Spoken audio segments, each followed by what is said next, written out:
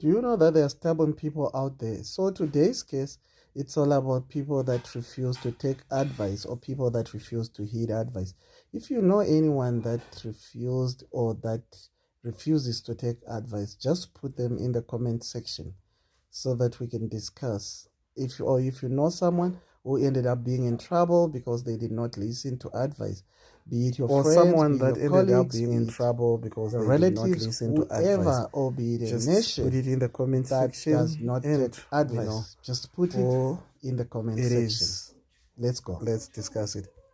Today, 6,000 prisoners said no more, enough is enough in Mozambique.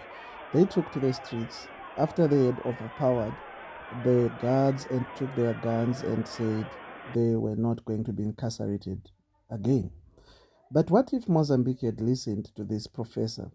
This is Professor John Petlen. He came all the way in 2011 from Norway on a state-sponsored research, and he visited 3 countries. He visited Zimbabwe, he visited Mozambique and Ghana, and he was making a research on their prisons. And he said, I am going to write an article about Mozambique prison in Chimoyo. And he wrote an article, and the article was entitled Entering the Red Sense, the Corporality of Punishment and Imprisonment in Chimoyo, Mozambique.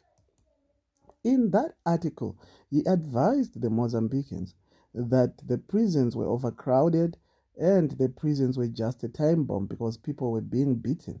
But that advice was met with obstinate disposition, steadfastly refusing his counsel and guidance, despite that it was logical and it was prudent in nature. Yeah, the saddest recommendations that he proffered in that article were never heeded.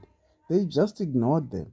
And they actually showed that they had better belief in their own personal judgments over collective wisdom.